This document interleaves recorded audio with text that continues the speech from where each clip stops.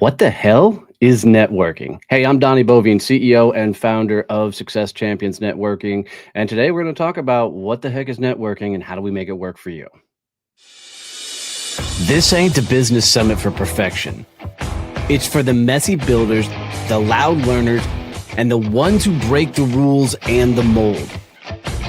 If you're ready to stop playing safe and start making noise, taking ground and building something real, you're in the right damn place. The 2025 Badass Business Summit. Networking without the bullshit. September 17th through the 19th in Fort Worth, Texas. Skip the small talk. These are raw tactical sessions where real relationships are built, strategies are swapped, and momentum is made. Not just another pile of business cards. Break shit and win ugly. Go to badassbusinesssummit.com. Register now and punch status quo in the face. Badass Business Summit. You weren't made to follow. You are built to disrupt.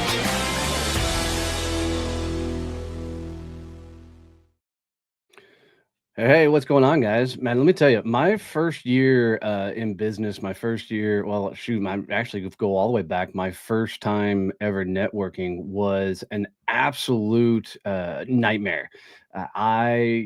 Tried to do all sorts of things and it didn't work. And I think the biggest reason networking didn't work for me originally was because it was such a desperation move for me. I found networking because I didn't want to do traditional sales. I didn't want to do traditional cold calling or door knocking and the like. So I was looking for a different way to find business and to get business coming in. And as I was Google searching back in the day, I don't think anybody Google searches anymore, but as I was Google searching back in the day, what I found was this idea of networking where people, met on a regular basis or they were at events and the likes, and they did it as a mean to try and find business. And I decided to give it a go. So I went out and tried to network. And because I only looked at networking at the time as a means for me to find clients, every conversation, every interaction, everything was a move to try and gain business. It was pretty gnarly because I was constantly pitching my services, constantly trying to tell people, what I sold, and let me be honest, it didn't work at all because all I was doing was looking at everybody I talked to as a prospect. So I had to learn to completely change the game and start figuring out how to make networking actually work for me. So in my mind, networking is now really about building other people's businesses. Most of my career, I sold B2B, business to business, and into companies. And when you're selling into companies, the people that we're trying to sell to, they're never networking. So everything that I had learned about networking and was taught to me by people who were in these kind of transactional worlds. And when you sell to consumers, everybody you network with is a potential prospect. That's why people really struggle with trying to say who they want to sell to when they sell it to the public, because literally anybody can buy from them. So, but when I sold the companies, decision makers in larger companies were never going to be out and about networking. So I had to change the script because now I understood that the people that I needed to get to, they weren't at the networking meetings, they weren't at the lunches, they weren't at the after hours. So I had to come up with a concept that completely changed the way I networked. So first thing I did was change the definition of a referral. So a referral is an introduction with a sales call attached. And I think you have to separate that from introductions, because introductions are something you can do at any time, any moment. You can introduce two good people together and amazing things will actually happen.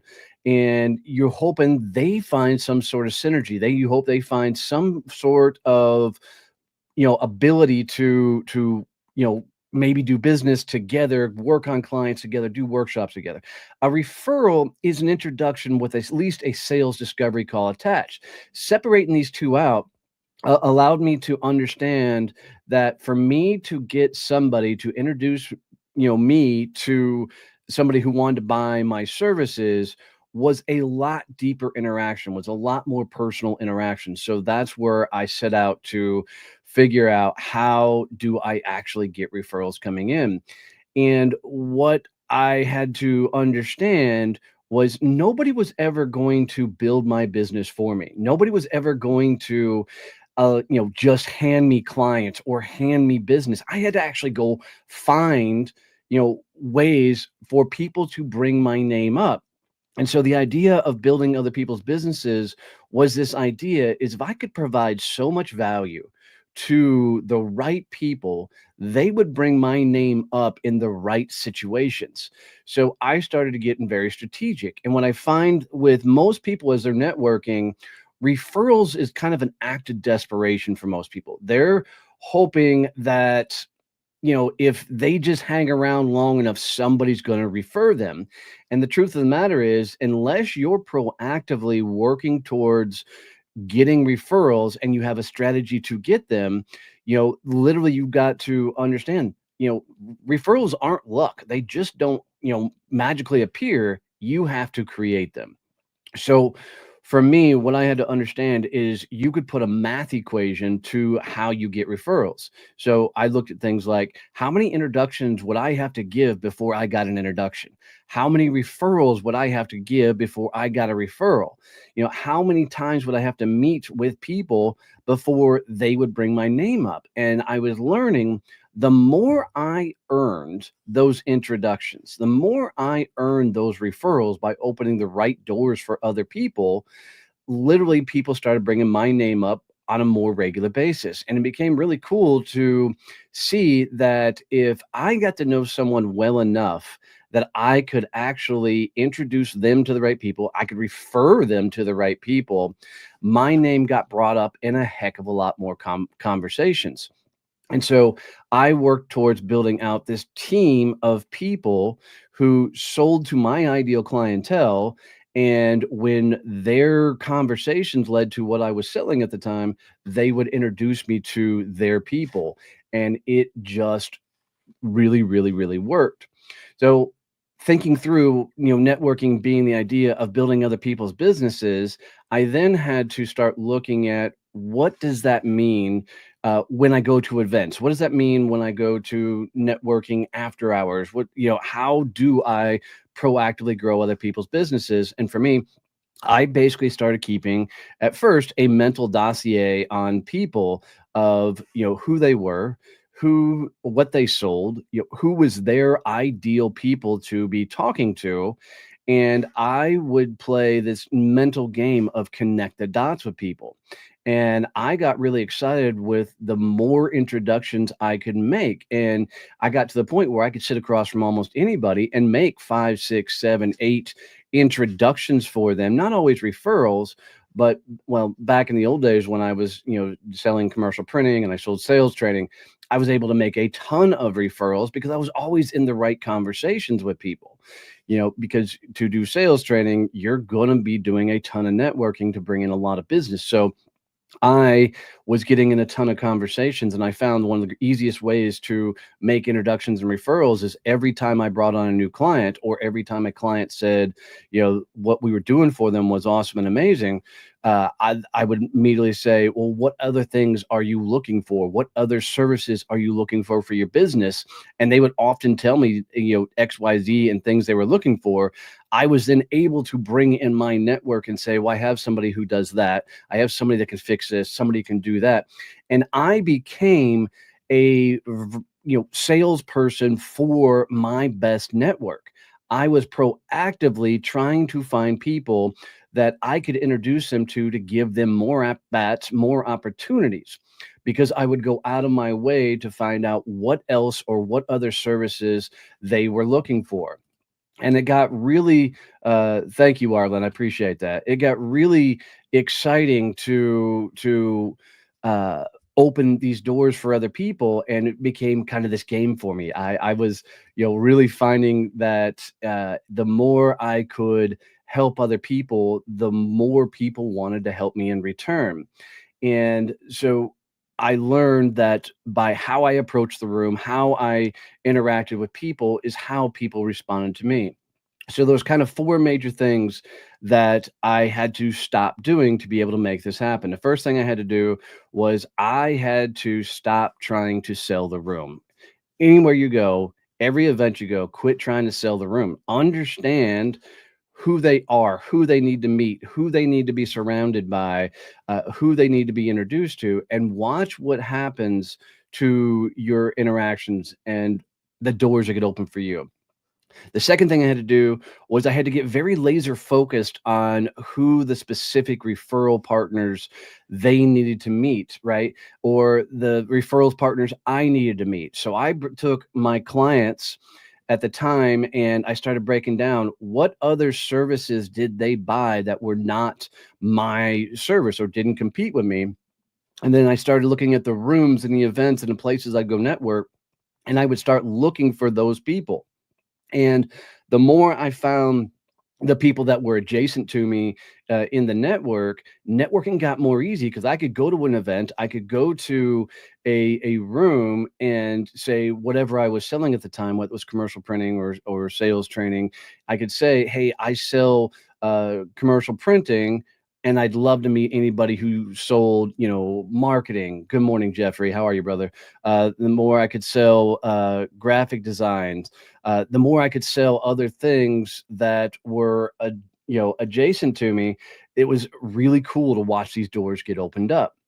So the next thing I had to understand was, or number three is I had to be very proactive in opening doors for others.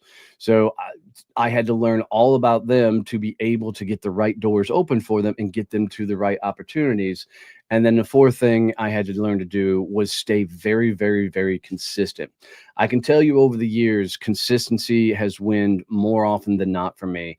Showing up in the right places, being in the right rooms, and constantly working towards growing the business and meeting the right people has been huge for me. So, what I want you to start thinking about is how do you start playing offense in networking?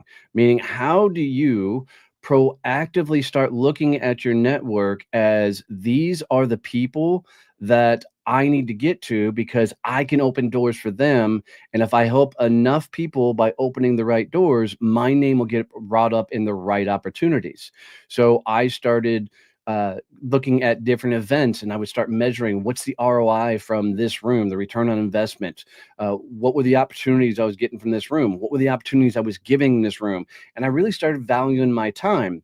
So networking became a math equation, it became a strategy, and it became an offensive weapon in my overall arsenal. And the more I did it, the more I built my personal brand in the marketplace, the hell of a lot more opportunities I got. People were bringing my name up in the right places, and it worked really damn well.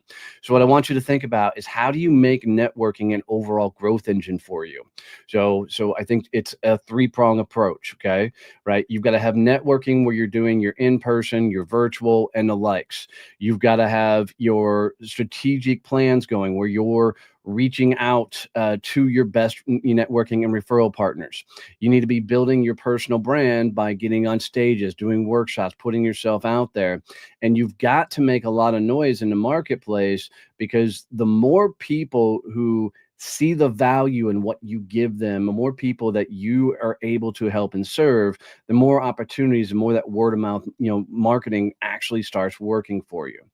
So uh, you play offense, have fun with this, and quit sitting around hoping that the right door is going to be open for you.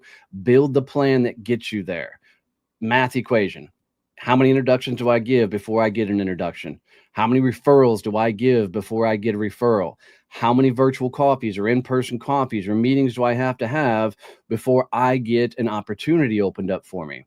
Right. And the math equation is always going to be the leading indicators. The more you do for others, the more that's going to happen for you. And the more you have this laid out and understand that you have to hit these numbers each week. Like if it takes 10 introductions before you get an introduction each week, you've got to give 10 introductions.